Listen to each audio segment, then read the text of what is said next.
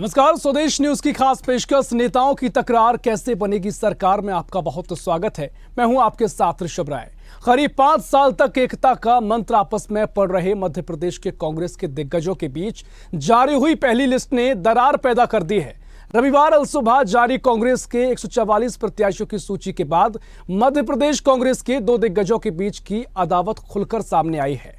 इसके अलावा राज्यसभा सांसद विवेक तनखा और पूर्व केंद्रीय मंत्री सुरेश पचौरी भी अपनी उपेक्षा से दुखी नजर आए हैं। सूची जारी होने के बाद पूर्व मुख्यमंत्री और प्रदेश कांग्रेस के अध्यक्ष कमलनाथ के रविवार को दिग्विजय सिंह को दिन भर में 4 बार फोन किया, लेकिन अपनी उपेक्षा से नाराज दिग्विजय सिंह ने कमलनाथ का कॉल रिसीव नहीं किया। दिग्विजय सिंह का दर्द है कि जारी की गई सूची में उनसे कोई मशवरा नहीं किया गया और ना ही उन्हें दिखाया गया। राज्यसभा सांसद चाहते थे कि सूची 5 बजे जारी हो, लेकिन रविवार सुबह ही प्रकाशित कर दी गई। इधर प्रत्येक शनिवार को प्रेस कॉन्फ्रेंस पर शिवराज सरकार के घोटालों को उजागर करने की घोषणा करने के बाद केवल एक बार ही सामने आए राज्यसभा सांसद विवेक तनखा ने भी पीसीसी से दूरी बना ली है। लिस्ट जारी होने के बाद उन्होंने भी प्रदेश प्रभारी महासचिव रणदीप सिंह सुरजेवाला को एक शिकायती पत्र लिखा है, जिसमें उन्होंने प्रदेश अध्यक्ष कमलनाथ की अकेला चलो की नीति के खिलाफ अपना विरोध दर्ज कराया है। यही हालत सुरेश पचौरी के भी नजर आए हैं, जो खुद की उपेक्षा पर मुंह फुलाए बैठे हैं। ऐसे में सवाल ये उठता है कि सत्ता की पालक पावड़े बिछाने वाले कमलनाथ की राह के कितने कांटे हैं। क्या मिले सुर मेरा तुम्हारा केवल तात्कालीन था या वरिष्ठों की नाराजगी को दूर कर पाने सफल हो पाएगी कांग्रेस? से तमाम सवाल इन्हीं पर चर्चा करेंगे। तमाम सवाल हैं, इसको लेकर अब कांग्रेस में कहीं ना कहीं विरोध के स्वर देखने को मिले हैं। बता दें कि जैसे ही पहली सूची कांग्रेस ने जारी की है, 144 नामों की सूची जारी की गई है, उसके बाद अब पार्टी के भीतर ही कई नेता नाराज नजर आए हैं। इसमें कमलनाथ ने दिग्विजय सिंह को 4 बार कॉल किया, लेकिन दिग्विजय सिंह ने कोई भी कॉल का रिप्लाई नहीं किया। ऐसे में नाराजगी की कई वजह हो सकती है और तमाम नेता कांग्रेस के नाराज नजर आ रहे हैं। साथ ही विवेक तनखा भी नाराज नजर आए हैं, सुरेश पचौरी भी नाराज नजर आए हैं। लेकिन देखना महत्वपूर्ण होगा कि जो इससे पहले जो एकता कांग्रेस में दिख रही थी तमाम वरिष्ठ नेताओं के बीच में, अब चुनाव आते आते ये एकता क्यों भंग हो रही है। ऐसे तमाम सवाल इन्हीं पर चर्चा करेंगे और तमाम नेता जो हमारे साथ जुड़े हुए हैं, तारुफ आपका करा देते हैं। हमारे साथ कांग्रेस से प्रवक्ता संजय शर्मा जी जुड़ गए हैं, बहुत स्वागत है आपका संजय जी। और साथ ही वरिष्ठ पत्रकार डॉक्टर सत्यप्रकाश शर्मा जी हमारे साथ जुड़ गए हैं। चर्चा को आगे बढ़ाएंगे। संजय शर्मा जी, जिस तरीके से हमने पहले देखा कि लगातार कांग्रेस में एकता नजर आई और तमाम मुद्दों को लेकर एक साथ चुनाव लड़ने के लिए मुद्दे आगे उठाए गए, लेकिन जैसे ही पहली सूची जारी हुई है, क्या वजह है कि नाराजगी बढ़ गई है? कांग्रेस में जो दिख रहा है या जो प्रचारित किया जा रहा है, ये भारतीय जनता पार्टी का षड्यंत्र प्रतीत होता है। क्योंकि कांग्रेस की जो सूची जारी हुई है वो कांग्रेस में कांग्रेस संगठन द्वारा कमलनाथ जी द्वारा पूरे समन्वय के साथ संगठन के अंतिम पायदान तक सलाह मशवरा कर, सभी नेताओं से सलाह मशवरा कर सर्वे के आधार पर सूची जारी की गई है। हाँ। इस तरह का एक साथ 144 लोगों की सूची जारी होने के बाद में मध्य प्रदेश में किसी तरह का कहीं पर भी कोई भी सूची को लेकर विरोध, बहुत बड़ा विरोध कोई प्रदर्शित नहीं हुआ है। छुटपुट चलता है, जिसकी टिकट की अपेक्षा होती है नहीं मिलती, वो थोड़ी सी नाराजगी करता है, वो भी समाप्त हो गई। अगर हम इसके विपरीत भारतीय जनता पार्टी की पहली 39 की सूची देखें, जो 5 बार में जारी हुई, 5 सूचियों में जो विरोध हुआ उसका 1% का 0% भी कांग्रेस में नहीं हुआ है।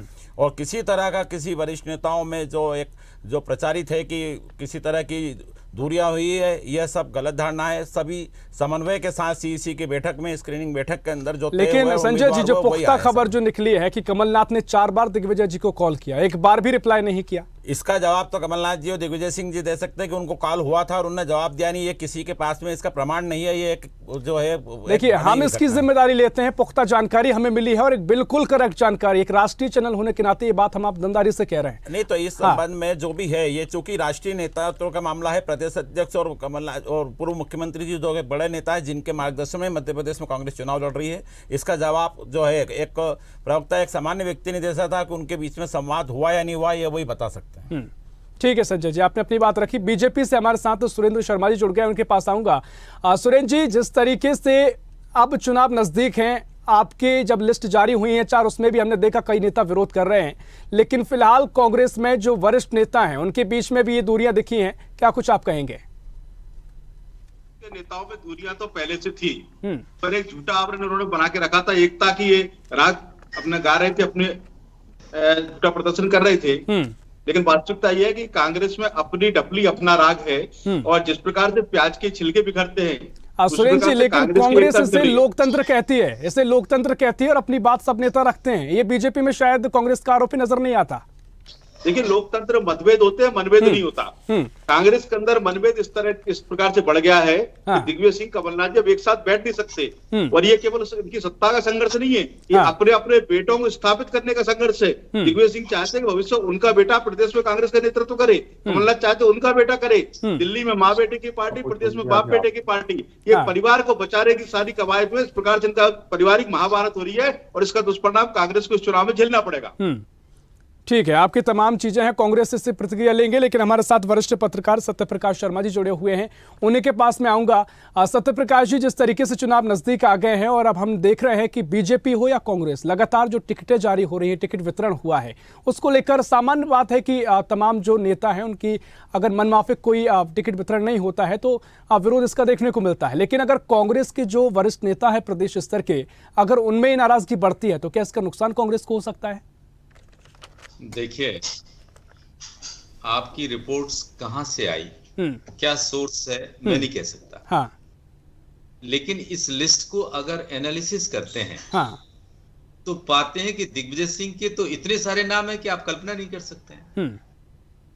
मैं ये बिल्कुल नहीं मान सकता कि दिग्विजय सिंह को साइडलाइन किया गया है। हाँ, ये भी तय है कि जो मेजॉरिटी में नेम्स दिख रहे हैं वो कहीं ना कहीं कमलनाथ या उनके सर्वे या कांग्रेस के सर्वे पर आधारित है। लेकिन आपको एक चीज बताऊं, दिग्विजय सिंह का अगर दुख होगा तो वो सिर्फ एक नाम पर हो सकता है, एनपी प्रजापति फ्रॉम गोटेगांव, क्योंकि उनका जो टिकट ड्रॉप हुआ है वो कहीं ना कहीं उनके बहुत क्लोज हैं। उनकी जब वो सीएम थे वो मिनिस्टर भी रहे हैं, साथ ही लीडर ऑफ अपोजिशन स्पीकर बनवाने में भी उनका बड़ा हाथ था। देखिए, दिग्विजय सिंह जी के भाई को टिकट मिला, उनके बेटे को टिकट मिला, उनके बहुत क्लोज कहे जाने वाले डॉक्टर गोविंद सिंह को मिला, एडजॉइनिंग मेहगांव सीट से लार से राहुल को मिला, ठीक इसी प्रकार से उनकी समदन को मिला। तो दिग्विजय सिंह का कहां, ऐसा कुछ मुझे लग ही नहीं रहा है कि आप कहां से ये रिपोर्ट लाए कि दिग्विजय सिंह के लोगों को टिकट नहीं मिले। दिग्विजय सिंह को अराउंड 30 to 40% टिकट इस लिस्ट में है। लेकिन देखिए, जो पुख्ता खबर हमारे पास आई है सत्यप्रकाश जी, उसमें 4 बार अगर कमलनाथ कॉल कर रहे हैं। जी बिल्कुल जी, पूरी बात सुने, पूरी बात सुने। हाँ जी। लेकिन क्या दिग्विजय सिंह कमलनाथ दो ही अकेले मध्य प्रदेश में सीनियर लीडर नहीं है कांग्रेस के पास? जी, इसके बाद कांग्रेस के और भी लीडर हैं। सवाल ये है ना सत्यप्रकाश जी, क्या अगर सवाल निकलकर सामने आ रहे हैं तो क्या इसका नुकसान कांग्रेस को हो सकता है? क्योंकि कार्यकर्ताओं में तो अलग तरीके से एक लहर होती है। मैं भैया एनालिसिस कर रहा हूँ कि आपका जवाब नहीं दे रहा हूँ। जी बिल्कुल, मुझे एनालिसिस करने दो या जवाब मांगो। तो एनालिसिस किसी मुकाम पर जाके तो किया जा सकता है। देखिए, इसके अलावा दूसरे लीडर हैं, चाहे वो सुरेश पचौरी हो, अरुण यादव हो, कांतिलाल भूरिया हो, ये सब दूसरे जो लीडर, विवेक तनखा हो, ये और भी लीडर हैं। क्या इनको कंसिडर किया गया है इस लिस्ट में कि नहीं? एक सवाल जरूर बनता है। और अजय सिंह को कंसिडर किया गया कि नहीं? इनको केवल टिकट देना ही इनका कंसिडरेशन नहीं माना जा सकता, क्योंकि ये बड़े लीडर हैं, इनके फॉलोअर्स भी हैं, वो इनसे आशा भी रखते हैं। अगर वो नाम आते हैं तो इनका सेटिस्फेक्शन माना जा सकता है। लेकिन अगर पार्टी में अंदर बड़े लीडर्स के बीच में कोऑर्डिनेशन नहीं बन पाता है तो इसका नुकसान पार्टी को हमेशा, चाहे वो कांग्रेस हो या भारतीय जनता पार्टी हो, भुगतना ही पड़ता है। आज जो समय है कि दोनों पार्टी ने लगभग 136 और 144 सीट्स अनाउंस कर दी हैं, ऐसे में दोनों पार्टी को ये जो डिससैटिस्फैक्शन का चैलेंज है वो फेस करना पड़ रहा है। भारतीय जनता पार्टी को कहीं ज्यादा दिखता है, कांग्रेस को थोड़ा कम दिख रहा है, लेकिन 2-4 दिन बाद ये और ज्यादा उभर के आएगा। क्योंकि देखिए, भारतीय जनता पार्टी के बारे में भी मैं आपको बताता हूं। भारतीय जनता पार्टी एक मजबूत राजनीतिक दल है, लेकिन मध्य प्रदेश में 2020 के बाद उसका संगठनात्मक सरकार इस सिनेरियो कुछ बदला है।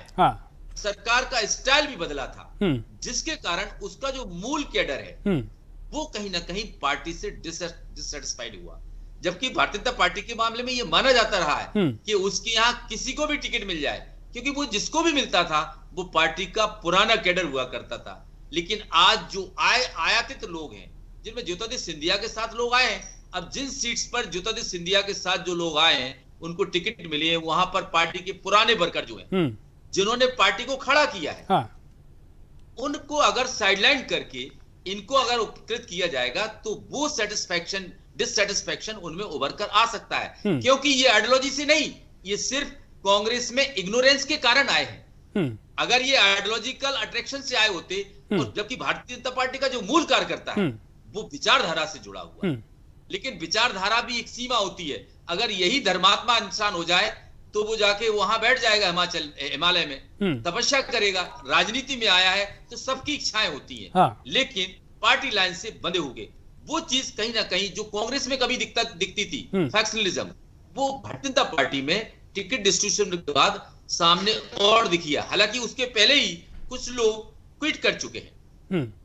निश्चित तौर पर ये तमाम बातें हैं, ऐसे में तमाम सवाल तो ये भी हैं कि जिस तरीके से, संजय जी मैं आपके पास आऊंगा, जिस तरीके से सत्यप्रकाश जी ने तमाम बातें कही कि और भी नेता हैं, टिकट वितरण एक अलग बात है, आपने टिकट देना, लेकिन क्या वो शामिल हुए हैं तमाम फैसलों में?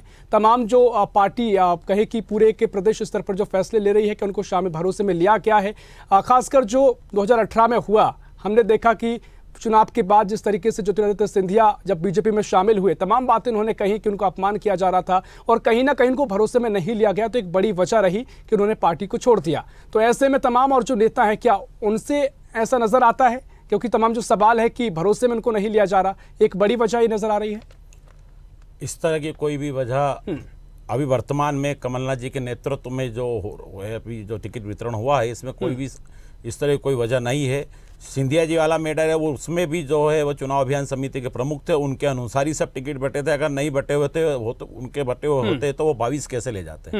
ये सबसे बड़ा प्रश्न है। उनकी कोई भी जो शिकायत नहीं, उनका व्यक्तिगत कारण था, व्यक्तिगत महत्वाकांक्षा थी और उनका व्यक्तिगत लालच था, या उनका ऊपर जो भी उनका एक जो ऐसा आरोप लगाए जाते हैं, जो भी चलते हैं कि जो भी एक जो खरीद फरोख्त वाली जो कहानी थी और महत्वाकांक्षा थी वो उनकी रही है, या उनका बंगला प्रेम रहा है जो एक पराजित होने के बाद लोकसभा चुनाव के बाद जो उन्होंने मिला राज्यसभा, या जो भी कहानी रही हो, तमाम तरह के है। पर सबसे बड़ी बात है कि निर्वाचित सरकार को खरीद फरोख्त करके जो बिकी, उसका दामन पे दाग भी मध्य प्रदेश के इतिहास में हमेशा सिंधिया जी पर रहेगा। रहा सवाल वर्तमान में मध्य प्रदेश में सभी के उम्मीदवारों का चयन जो हुआ है 144 में, चाहे वो पचौरी जी हो, चाहे वो अरुण यादव जी हो, तनखा जी हो, और राजा साहब हो, दिग्विजय सिंह जी हो, या कमलनाथ जी ने सभी से समन्वय कर और जो है चुनाव की समिति मध्य प्रदेश की, स्क्रीनिंग कमेटी की और सीसी के अंदर जो है हाईकमान द्वारा भी जो है जितेंद्र सिंह जी है, रणदीप सुरजेवाला जी ने सभी नेताओं से समन्वय कर सभी से जो भी सलाह लेकर और नाम का चयन करा है। इस तरह की कोई भी चीज़ है जो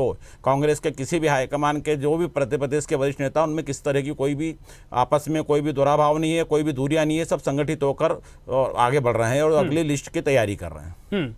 ठीक है, सुरेंद्र जी आपके पास आऊंगा। देखिए, कांग्रेस यहाँ पर साफ कह रही है कि जिस तरीके से आपने भी कहा कि कांग्रेस में भी फिलहाल मनभेद नहीं है, मतभेद हो सकता है, आपने बिल्कुल जिक्र किया, तमाम बातें उन्होंने बीजेपी को लेकर भी कही। सुरेंद्र जी देखिए, अंदर की कहानी कुछ और है। दिल्ली की जितनी जानकारी आपको, थोड़ी बहुत जानकारी मुझे भी प्राप्त हुई है।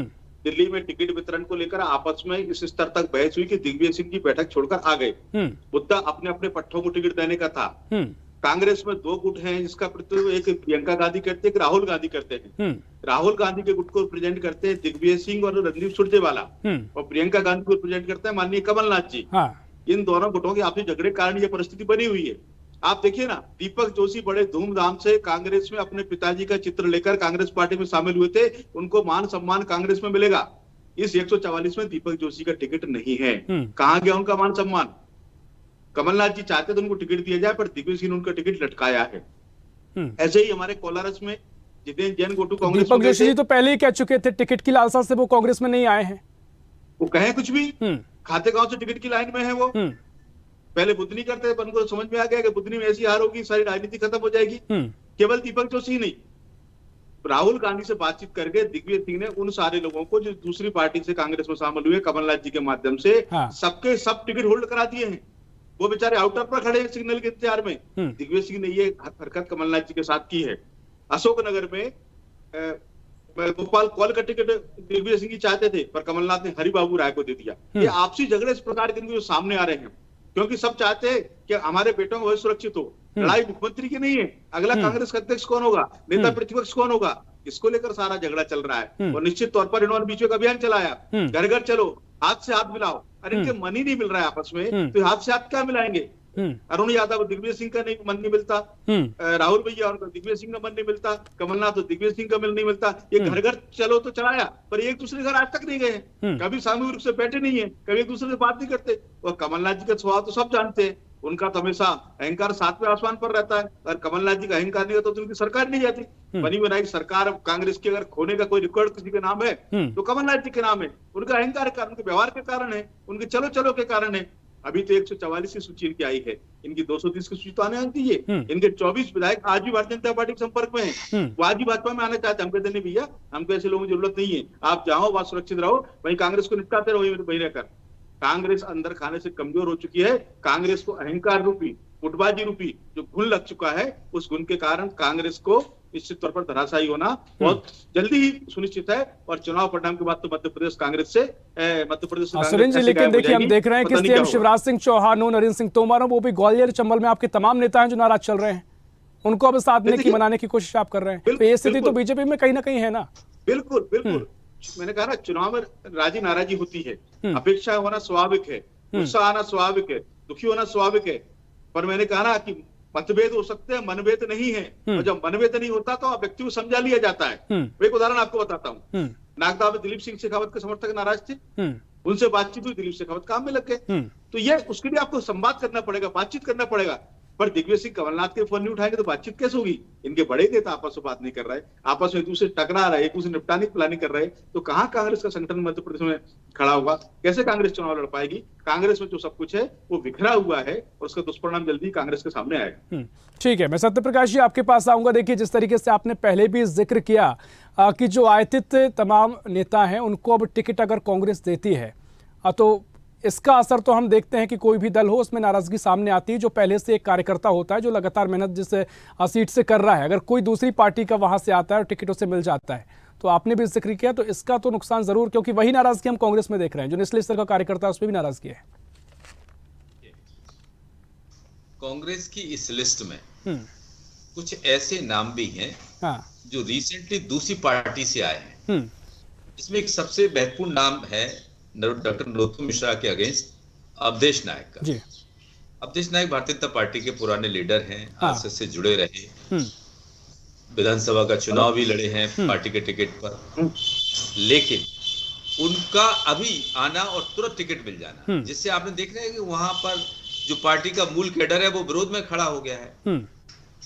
तो ऐसे में इन हालातों से पार्टी को नुकसान होता है, क्योंकि जिस पार्टी ने, जिस वर्कर ने लगातार पार्टी के लिए अपना पूरा जीवन होमा हो, उसको अगर जब उसका मौका आता है तब फिर ये चीज अगर उसको नहीं मिलती है तो वो डिससेटिस्फाइड हो ही जाता है। अब देखिए, आपको बताऊं, अगर पार्टी के व्यक्ति को भले ही 10 कंटेंडर्स हैं किसी पर्टिकुलर सीट पर, अगर उसमें से 10 में से किसी को भी एक को मिल जाता है, क्योंकि वो पूरा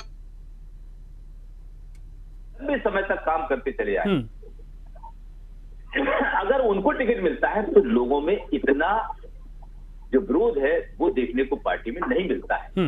लेकिन जब वो स्थिति निर्मित हो जाती है, कोई एकदम लैंडिंग करता है बाहर से, तब ऐसी स्थिति बनती है कि विरोध बढ़ जाते हैं। ठीक वही कारण भारतीय जनता पार्टी में दिख रहा है और कांग्रेस में भी दिखेगा, आगे भी दिखेगा। क्योंकि भारतीय जनता पार्टी में जो भी सीट पर टिकट डिक्लेयर हुए हैं वो उन सीटों पर विरोध आपको कहीं भी देखने को मिलेगा।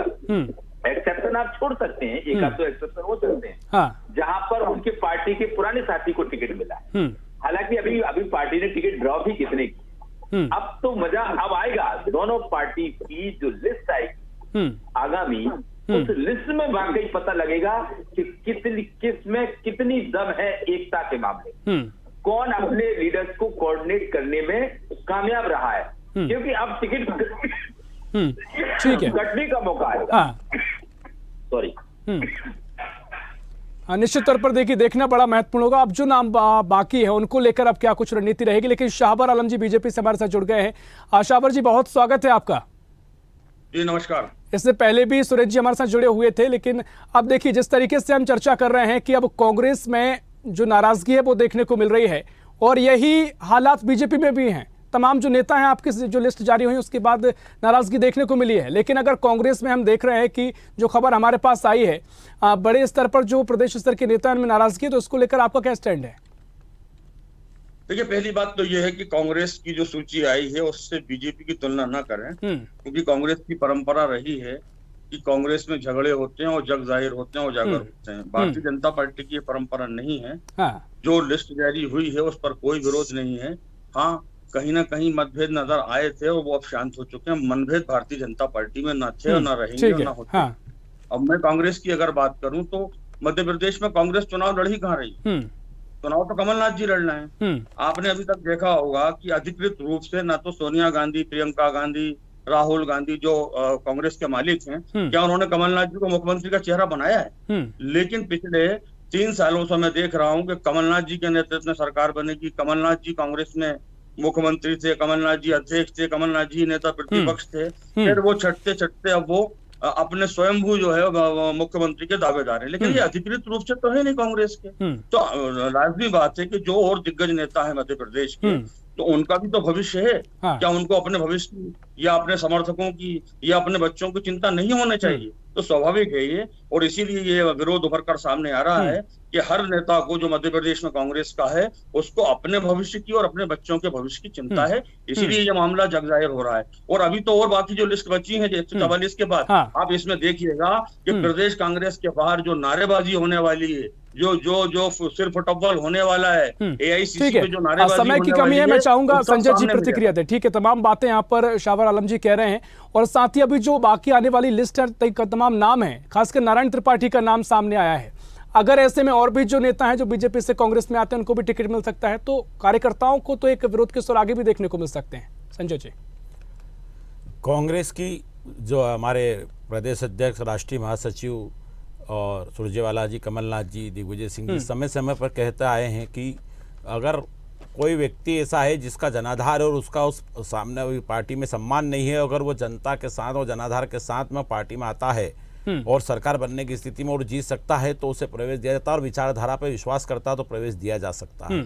ये वो लोग बोल रहे हैं और ये आरोप कांग्रेस पे लगा रहे हैं जिन्होंने जनता के जनादेश का अपमान करा, सरकार को खरीद फरोख्त करके जिसे जनता ने जिताया नहीं था, जो खाद के पंजे के चुनाव चिन्ह पे जीता, उन्हें खरीद कर सरकार गिरा के सरकार, ये सबसे बड़ी जब आरोप लगाने वाली बात है। और कांग्रेस में क्या हो रहा है, कांग्रेस की राष्ट्रीय कार्यकारिणी की बैठक के अंदर कांग्रेस का कोई कार्यकर्ता नहीं जा सकता। वहां पे भारतीय जनता पार्टी के नेता कैसे अंदर चले गए? उन्हें कांग्रेस की कार्य समिति की बैठक में टिकट वितरण में क्या हो रहा है, कौन किसको टिकट दे रहा है, ये बड़े ऐसे बताया जैसे इनके सामने हुआ, आंखों देखा हुआ, ये अपने घर में नहीं देख रहे हैं। जो सोनकत से 1000 वाहनों का काफिला, ठीक है, देखिए आरोप प्रत्यारोप कदम तो चलेगा, जो हालात हम देख रहे हैं दोनों ही दलों का ये हाल है। ठीक है, एक भी कोई भी काफिला भोपाल में सबसे बड़ा। ठीक है संजय शर्मा जी, आपने अपनी बात रख ली है। ठीक है संजय शर्मा जी, बहुत फिलहाल समय की हमारे पास कमी है, तमाम सवाल जवाब इस पर हो सकते हैं, लेकिन बहुत शुक्रिया आप तमाम मेहमानों का इस चर्चा में शामिल होने के लिए। शाहवर आलम जी आपका शुक्रिया,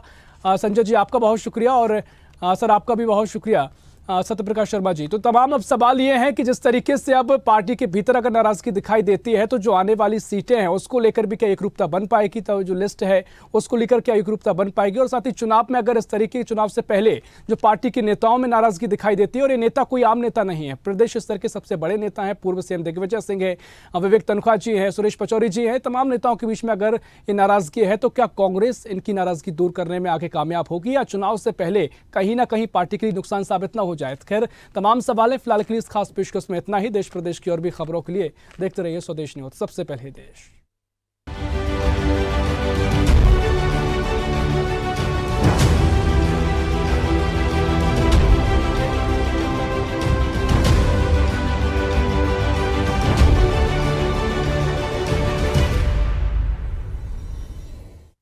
ऐसी ही खबरों के लिए हमें लाइक करें, शेयर करें, फॉलो करें और YouTube पर सब्सक्राइब करें और बेल आइकन दबाना ना भूलें। साथ ही ताजा अपडेट्स के लिए हमारी वेबसाइट swadesh live.com पर जरूर जाएं।